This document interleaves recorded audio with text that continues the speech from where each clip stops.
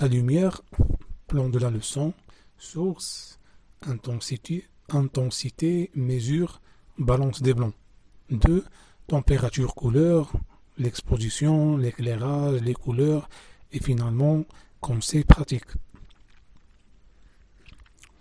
Alors, le deuxième composant fondamental dont il faut savoir se servir dans le tournage est la maîtrise de la lumière naturelle ou artificielle qu'il faut harmoniser et distribuer dans une sorte de composition au même niveau que le cadre. Pour cela, la vidéo nous offre un grand avantage en ce sens que l'on peut à tout moment, instantanément et simultanément à la prise de vue, contrôler le résultat à l'aide du moniteur et même en l'absence de celui-ci lorsque l'on regarde dans le viseur de la caméra. Il y a 3 éléments à maîtriser afin de bien réussir un éclairage d'une prise de vue: la source de la lumière et l'emploi du diaphragme. D'autre part, il faut aussi tenir compte de la composition des objets éclairés dans le champ, c'est-à-dire la distribution des sources qui vont donner des formes et des masses différentes, et finalement l'emploi des couleurs. Nous savons que la lumière est le composant fondamental de la vision des objets.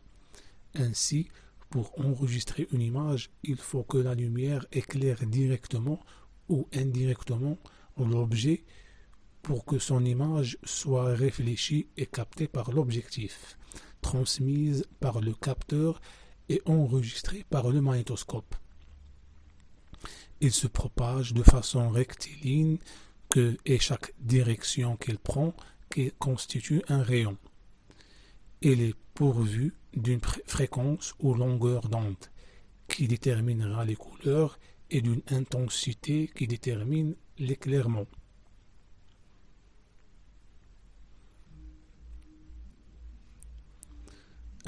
Source, intensité, mesure, balance des blancs. Lors d'une mise en scène, l'éclairage nous intéresse de par ses possibilités expressives. Cependant, il n'est pas seulement soumis à la volonté ou à la sensibilité du metteur en scène et du directeur de la photographie.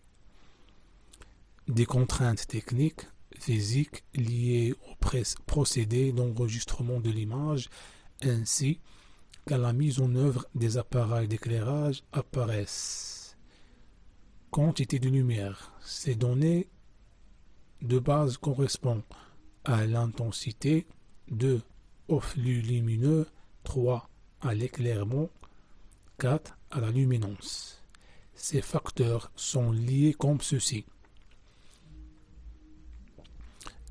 Une source d'éclairage artificiel, une lampe électrique, rayon dans toutes les directions de l'espace, un flux lumineux, dont l'unité est le lumen.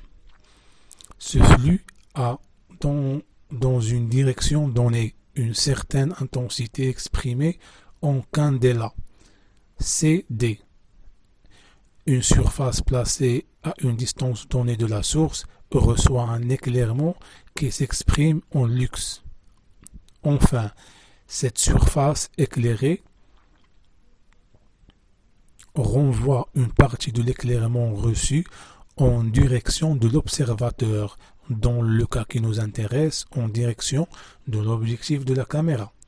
C'est la luminance exprimée en candela par mètre carré, CE/m carré. 2.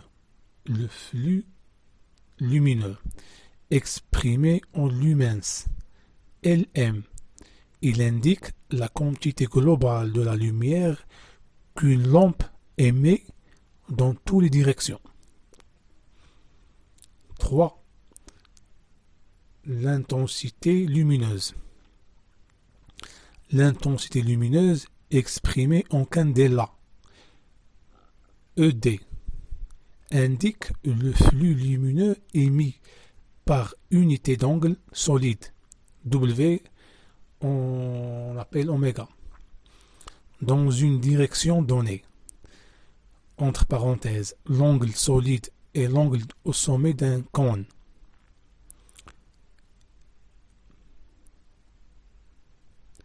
L, qui est luminance, est le rapport de la surface S du segment sphérique que le cône découpe sur une sphère du rayon R, au carré du rayon de cette sphère. L'angle solide a la valeur d'un cétaradien, SR, lorsque le cône délimite une surface d'un mètre carré sur une sphère d'un mètre du rayon. L'intensité lumineuse d'une lampe varie dans diverses directions. Éclairement exprimé en lux, Lx. Il indique le flux lumineux Lm reçu par une surface d'un mètre carré. La luminance, elle correspond à la brillance d'une surface réfléchissante éclairée telle qu'elle est vue par l'objectif de la caméra. Son unité légale est le candela par mètre carré, CD m carré. CD/m carré. Ce paramètre significatif détermine l'exposition, c'est-à-dire l'ouverture du diaphragme de la caméra. Elle varie selon deux facteurs, l'éclairement E exprimé en lux de sujet et le facteur de réflexion R de celui-ci. Élément de base de la photométrie, une source de luminance 1 candela par mètre carré placée au centre d'une sphère du rayon R égale 1 mètre donne sur la calotte sphérique du surface 1 mètre carré délimitée par un angle solide de 1 stardien. Un éclairement de 1 lux veut dire 1 lumen par mètre carré. Toutefois, pour que la caméra ait une référence de l'éclairement, il faut tout d'abord faire un réglage appelé balance automatique des noirs et des blancs.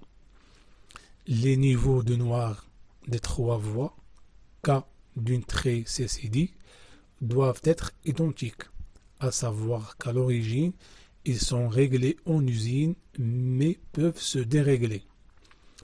Leur alignement s'effectue après avoir obturé l'objectif par l'action sur un simple interrupteur. Ce dernier joue sur le niveau de noir du signal global de luminance. On trouvera deux types de réglages automatiques. Le premier affecte au noir une valeur prédéterminée, 20 mV environ. Le deuxième aligne la partie la plus sombre de l'image au niveau de noir. La balance des blancs a pour objet d'aligner les gains des trois voies. Ce réglage se fait en cadrant une surface blanche avec une exposition correcte. Pardon. Cette exposition doit être la même que la scène à tourner.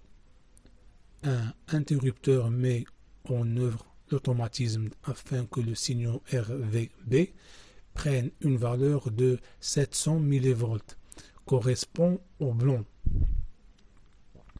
À cet instant, comme pour le réglage des noirs, l'indicateur qui apparaît dans le viseur de la caméra cesse de clignoter et reste allumé.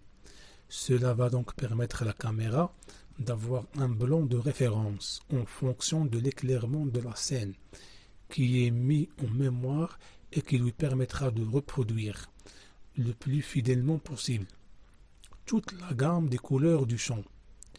Si les conditions d'éclairement viennent à changer, la balance des blancs ne se fait pas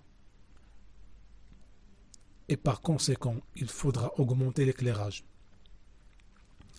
La sensibilité de la caméra vidéo est très grande et permet des prises de vue dans des conditions d'éclairement précaires. Quoique le résultat obtenu dans ces conditions n'est pas toujours satisfaisant, Pas de profondeur de champ car on travaille en diaphragme ouvert à fond. Pas de détails dans les images, la plupart des fois elles sont floues. Absence de saturation dans les couleurs, on obtient une dominante grisâtre.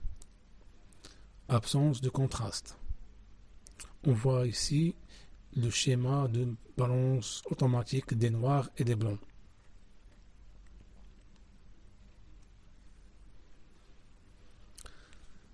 On passe maintenant à la température couleur. En règle générale, il ne suffit pas que la caméra couleur reçoit une quantité suffisante de lumière. Il faut cependant que la qualité spectrale soit adaptée aux caractéristiques d'analyse trichrome du récepteur, capteur de la caméra, faute de quoi des couleurs restituées ne seront pas fidèles. Toutes les sources lumineuses n'ont pas le même spectre lumineux. L'œil s'adapte aux différents spectres en faisant la compensation entre les différentes longues d'onde. Ainsi, un objet rouge est perçu ayant la même couleur que ce soit à la lumière du soleil ou sous une lampe du bureau. Or, en réalité, ces deux sources, le soleil et les lampes, à incandescence ou fluorescence, n'ont pas le même spectre. Dans le spectre soleil, on peut distinguer parmi les 7 franges de couleurs une égalité entre le rouge et le bleu. Dans le spectre d'une lampe à incandescence, la zone du rouge est sensiblement plus importante que celle du bleu. Ces différentes longueurs d'onde vont être reproduites telles quelles par le capteur, ainsi en lumière de jour. Les couleurs vont avoir une dominante bleue et en lumière artificielle, la dominante sera rouge. Cette qualité spectrale de la lumière s'appelle la température couleur, TC, exprimée en degrés Kelvin, K. En effet, si on fait chauffer un corps réfractaire à une température élevée, la lumière émise par ce corps sera d'autant plus chargée en rayons bleus que sa température est élevée. À 1700 Kelvin, le cas de l'éclairement d'une bougie, la lumière émise est fortement chargée de rayons rouges. À 3200 Kelvin, le cas d'une lampe à incandescence, la lumière émise est plus blanche que celle de la bougie, mais elle n'en est pas autant que la lumière du soleil qui est 5700 Kelvin. Ces différences en température de couleur peuvent être compensées par l'emploi de filtres correcteurs dont disposent les caméras pour avoir une image résultante, son dominante et pouvoir traduire correctement les couleurs. Le capteur est réglé pour la température couleur de 3200 Kelvin de façon que si on travaille en lumière de jour, c'est 1700 Kelvin. Il faudra l'emploi d'un filtre orange Ratten 85 qui compensera la dominante bleue de la lumière du jour. Ici un tableau des températures de couleur qui va vous servir. Dans le cas d'éclairage mixte, lumière de jour et lumière artificielle, on peut régler la température de couleur sur la température de la source dominante de deux façons. C'est-à-dire, 1. En convertissant la température de couleur de la lumière artificielle en température de couleur de lumière de jour à l'aide de filtres bleus WATA ou à l'aide de la gélatine bleue que l'on mettra sur les projecteurs. 2. Lorsque le tournage se fait en intérieur et qu'on utilise la lumière du jour, on peut convertir en sa température de couleur en température de couleur de lumière artificielle à l'aide de la gélatine orange W85 qu'on l'on mettra sur les fenêtres par où la lumière de jour arrive. Ceci dit, un mélange de températures peut donner un effet intéressant qui peut enrichir la composition du cadre. Il faut bien observer ces phénomènes dans le moniteur et si on le juge intéressant, ne pas hésiter à transgresser les règles. L'exposition.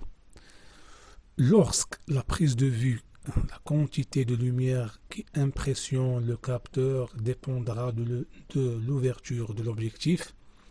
Celle-ci est déterminée par le diaphragme qui est un ensemble de lamelles circulaires montées sur l'objectif et que l'on peut ouvrir et fermer à l'aide d'une bague. Cette ouverture permet de contrôler le flux de lumière et par conséquent l'exposition correcte. En dessous, l'image sera sous-exposée, low light, et au-dessus, elle sera surexposée, high light.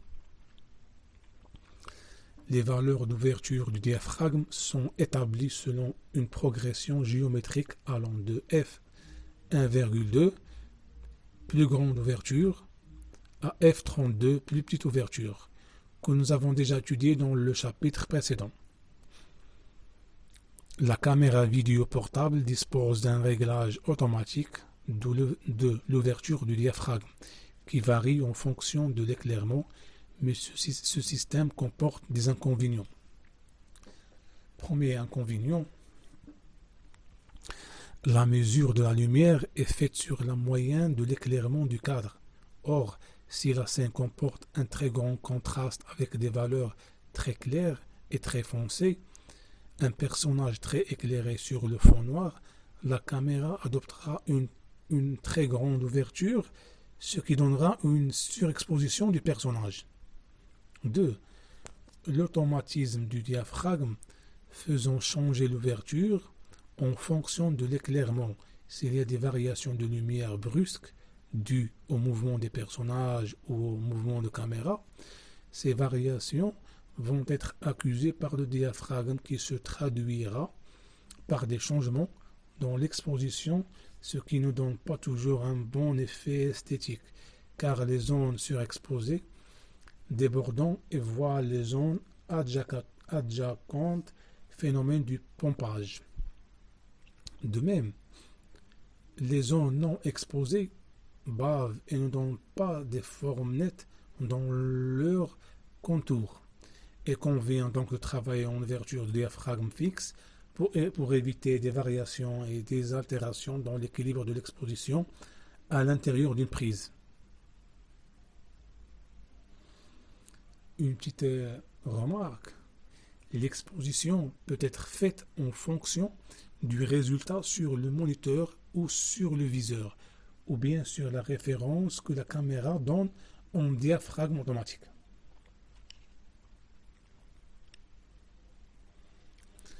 N'oublions pas que le diaphragme détermine également la profondeur de champ. À diaphragme ouvert, la profondeur de champ sera moindre. Voici un cas de focale de f égale 25 mm à une distance de mise au point de 3 mètres. L'éclairage. L'éclairage, nous savons qu'il existe deux types de sources. La lumière naturelle, fournie par le soleil ou lumière de jour. Deuxième source, la lumière artificielle, fournie par les projecteurs ou les lampes fluorescentes. Ces deux types de sources peuvent éclairer de deux façons différentes. Lumière directe et lumière diffusée. Lumière directe a la particularité de produire des ombres et par conséquent un contraste entre les plages éclairées et les plages sombres. Le résultat obtenu donne des tons hauts et high key.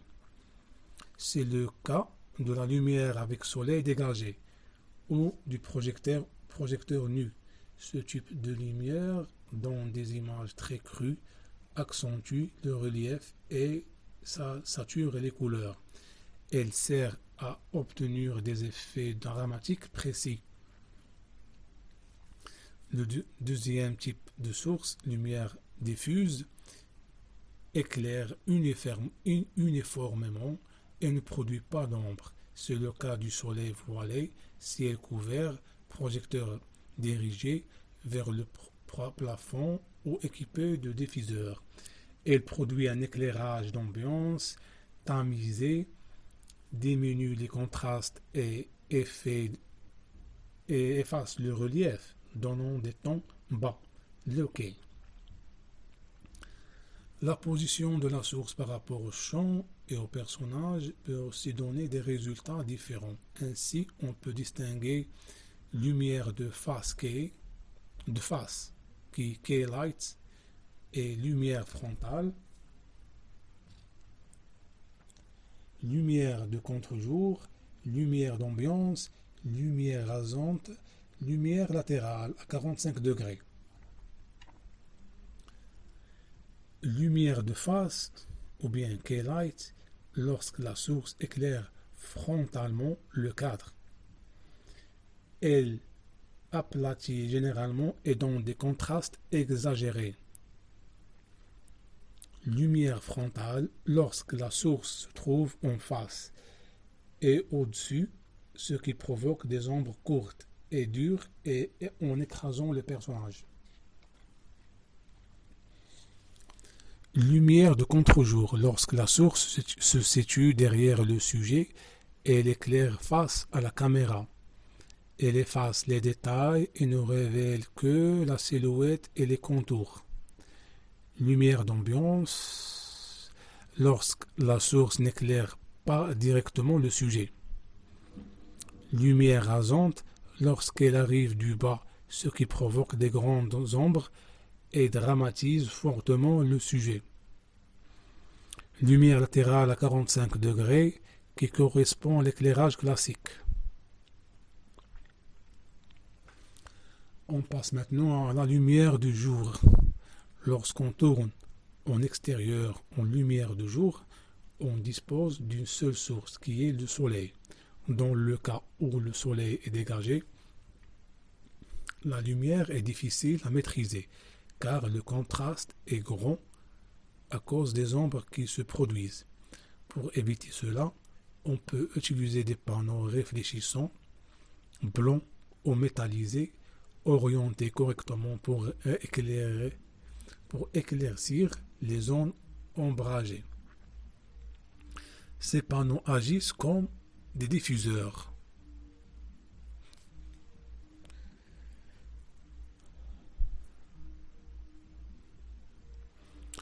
Dans le cas de soleil voilé, le problème des ombres ne se pose pas et on obtient des images tamisées et douces qui conviennent bien à la vidéo. Les couleurs sont aussi favorisées, donnant une gamme de tons variés. La lumière du jour fournit un éclairage idéal le matin, tôt après le lever du soleil et tard l'après-midi, 2 heures avant le coucher. Il convient d'éviter la prise quand le soleil se trouve au zénith, car elle produit les effets de la lumière frontale en écrasant le personnage et le décor. La position du soleil par rapport au champ et à la caméra est un facteur primordial dont il faut tenir compte car suivant sa position, les résultats seront différents.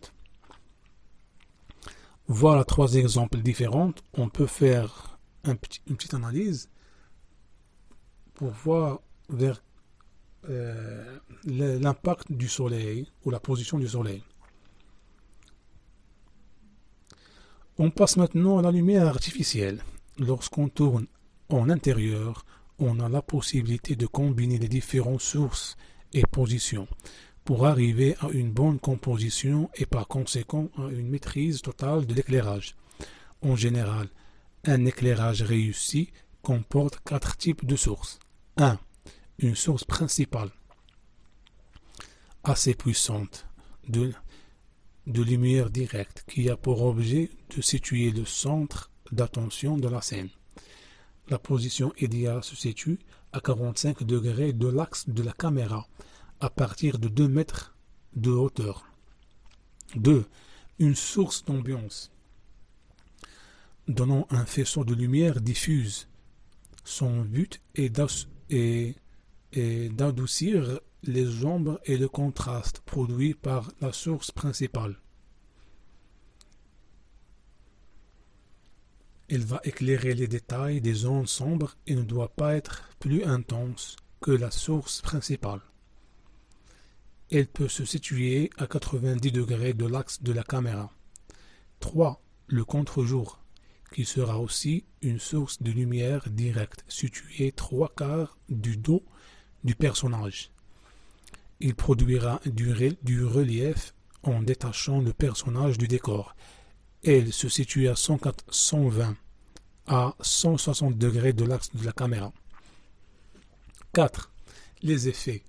Ce sont des sources très ponctuelles avec un rayonnement direct et avec un angle de diffusion très restreint qui servent à souligner un aspect du décor et un détail du personnage.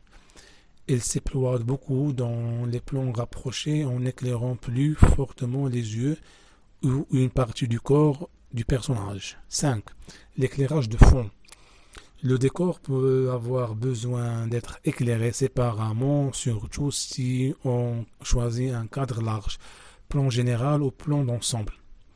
Dans ce cas, il faut aussi combiner les lumières directes ou diffuses pour retrouver l'harmonie ou le contraste. En définitive, la maîtrise de l'éclairage réside dans l'observation et l'agencement harmonieux entre les ombres et les lumières. Ces différents agencements entre les sources directes et indirectes, leur position dans l'espace par rapport au champ et à la caméra, et leur puissance distribuée vont permettre d'obtenir un modèle de l'image correspondant au style de l'œuvre. Les éléments et les possibilités qui entrent en jeu sont très complexes et relèvent plus de l'art et de la recherche que la technique. Voilà un schéma d'un éclairage classique.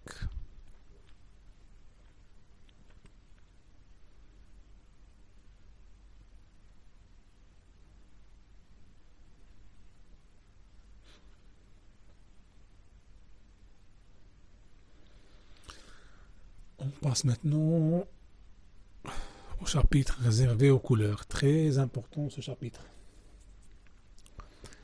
Alors, la perception des couleurs par l'œil humain et son interprétation par le cerveau sont très différentes de l'enregistrement des couleurs par un procédé technique. L'œil humain compense automatiquement les écarts de température de couleur et ceci est particulièrement sensible dans la perception du blanc. Un blanc à la lumière de la bougie, un blanc sous le soleil à midi, un blanc à la tombée de la nuit sont toujours enregistrés comme blancs par notre cerveau. Or, le blanc correspond au mélange de toutes les radiations colorées de façon équilibrée. Un déséquilibre provoque une dominante.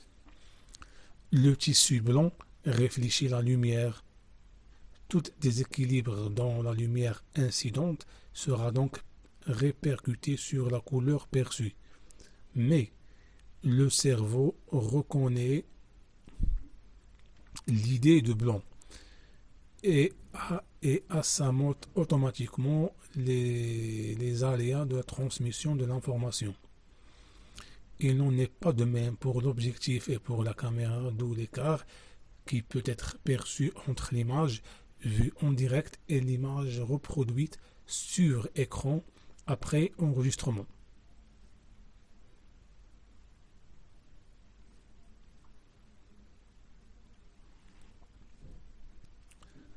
Notons qu'en vidéo, la chaîne de reproduction des couleurs permet de compenser une sous-représentation de telle ou telle zone de radiation de telle ou telle couleur. En bout de chaîne, l'utilisateur peut en effet renforcer le signal couleur, donc jouer sur le rendu de ces couleurs.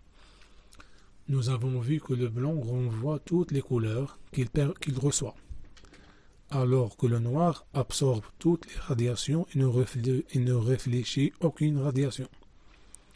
Toutes les couleurs peuvent être reconstituées par le mélange de 3 couleurs de base.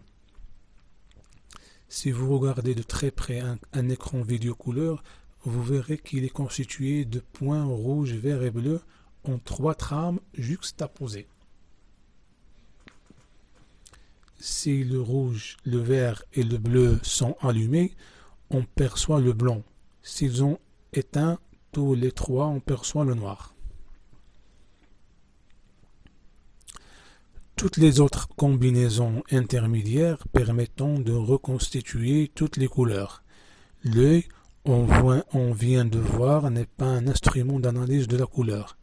Il n'est pas non plus extrêmement performant comme outil discriminant puisqu'il ne permet pas de distinguer plus de 60 couleurs différentes. Voyez le vocabulaire des couleurs, vous trouverez difficilement 60 termes désignant 60 teintes distinctes. L'obtention de toutes les couleurs par mélange du rouge, du vert et du bleu traduit le mélange additif ou synthèse additive à partir donc des 3 primaires.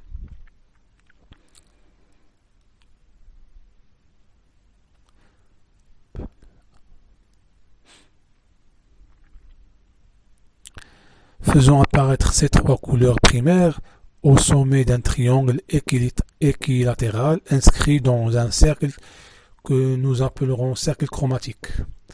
Au centre de ce cercle, nous ferons figurer le blanc, white, et diamétralement opposé aux 3 primaires. Nous retrouverons leurs 3 couleurs complémentaires respectives, le jaune complémentaire du bleu, le magenta complémentaire du vert et le cyan complémentaire du rouge.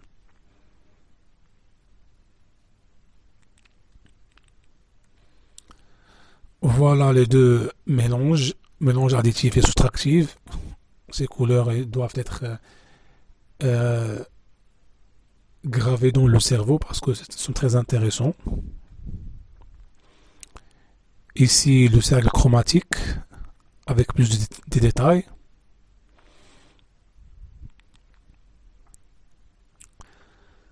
En regardant cette figure, on comprend parfaitement que le blanc est obtenu par le mélange d'une primaire et de sa complémentaire. Et qu'une complémentaire, par exemple, le magenta peut être obtenu par le mélange des 2 primaires qui lui sont voisines, le rouge et le bleu. Mais il s'agit là du mélange des radiations colorées, à distinguer du mélange des pigments peinture, dont le principe apparaît sur les mélanges soustractifs de la planche. Le mélange soustractif utilise les couleurs complémentaires dont les mélanges permettront d'obtenir toutes les couleurs. Appliqué à l'audiovisuel, le mélange soustractif permet de réaliser des combinaisons de filtrage de la lumière blanche. Toutes les couleurs sont obtenues en projection en filtrant une lumière blanche initiale parfaitement équilibrée. Les rapprochements de couleurs sont de nature à faire naître des idées ou à modifier, renforcer ou atténuer en représentation de la réalité. À cet égard, il faut distinguer les couleurs chaudes, le rouge, l'orange, le jaune, et les couleurs froides, le vert, le bleu, le violet. À ce propos, revoyez le spectre visible. Vous remarquez que ces couleurs chaudes et froides se répartissent autour de la radiation pour laquelle l'œil éprouve le maximum de sensibilité, le jaune-vert. Ajoutons que ce maximum de sensibilité s'étend pour un éclairage d'intensité normale. Si la luminosité baisse, le maximum de sensibilité de l'œil se déplace vers le bleu. On comprend mieux Alors, pourquoi un effet de nuit est traduit par une dominante bleutée? Il faut tenir compte enfin de l'effet de contraste des couleurs. Un contraste sera ressenti plus fortement entre une couleur et sa complémentaire. Le rouge et le bleu-vert.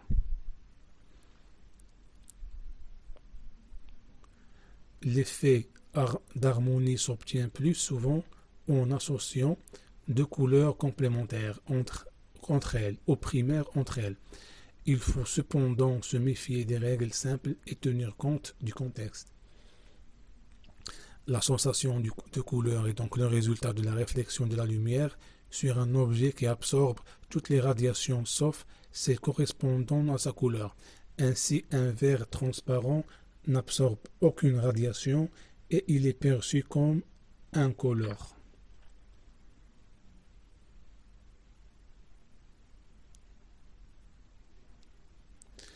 De la même façon, une surface noire est perçue comme telle car elle absorbe toutes les radiations et n'en réfléchit aucune.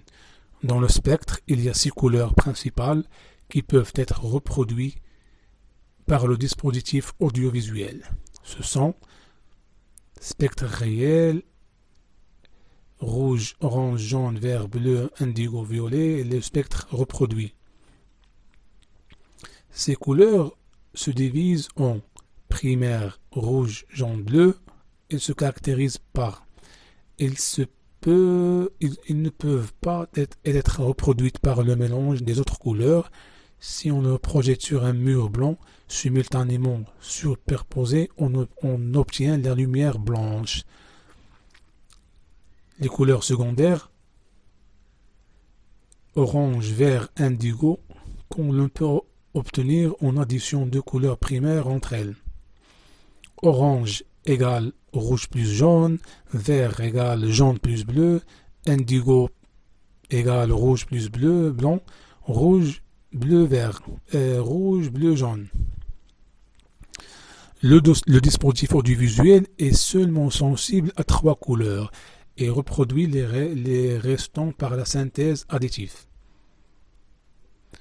Ici, la couleur verte devient primaire, ce qui peut donner des contrastes différents entre l'image réelle perçue par l'œil et l'image enregistrée. Chaque couleur secondaire est complémentaire d'une couleur primaire qui se trouve à son opposé dans le spectre. Ainsi, rouge a comme complémentaire le vert, jaune a comme complémentaire indigo, bleu a comme complémentaire orange. Dans la reproduction, ces valeurs vont changer. Rouge a comme complémentaire jaune, vert a comme complémentaire cyan, bleu a comme complémentaire magenta. On peut aussi classifier les couleurs en chaude, le rouge, orange, jaune, froide, le vert, bleu, indigo. Cette division n'a pas de rapport avec la température-couleur qui joue dans la dominante et non pas dans la reproduction des couleurs. Dans la composition de l'image, il faut aussi harmoniser les couleurs dans le cadre en tenant compte de quelques principes. Le contraste est obtenu en juxtaposant une couleur primaire et sa complémentaire, rouge-vert, jaune cyan, bleu ou orange. L'effet d'harmonie est obtenu en juxtaposant 2 couleurs primaires entre elles. Exemple, rouge-jaune, rouge-bleu, jaune-bleu. 2 couleurs secondaires de même que 2 couleurs qui se suivent dans le spectre ne s'harmonisent pas toujours entre elles. Pour ce faire, il faut que leur valeur reste inégale. Exemple, cyan magenta, vert bleu. Les couleurs chaudes donnent l'impression de rapprochement du spectateur et attirent le regard. Les couleurs froides donnent l'impression d'éloignement et n'attirent pas l'œil. L'utilisation de dégradés allant d'un ton chaude vers les froides peut également amener le regard à l'endroit où on le désire. Ceci est important dans la perspective. Une couleur intense devient d'autant plus claire que la couleur qui l'entoure est plus foncée et vice-versa. Voici un tableau récapitulatif des couleurs. Et finalement, on passe au conseil pratique. Dans les scènes à très grand contraste loqué, le réglage de l'exposition se fera uniquement sur les parties plus éclairées en utilisant une ouverture fixe pour éviter le phénomène de pompage lors des mouvements des personnages ou de la caméra. 2. Il faut prévoir différents types de sources d'éclairage avec différentes puissances pour mieux harmoniser la distribution de la lumière. Ne pas oublier l'observation de la température de couleur de la scène. 3. Raccords de lumière. Deux plans successifs ne doivent pas être différemment éclairés. Une image en plein soleil ne peut pas se raccorder avec une autre filmée sous un soleil voilé. Il faut également éviter le heurt de luminosité différentes, très claire, très sombre. Raccord de couleurs. Les couleurs voisines dans le spectre s'harmonisent dans l'enchaînement. Rouge, jaune, vert. Au contraire, deux couleurs complémentaires produisent des contrastes violents. Rouge, vert, cyan, jaune, bleu, rouge. Il faut éveiller également au raccord de deux températures, couleurs différentes. Merci pour votre attention.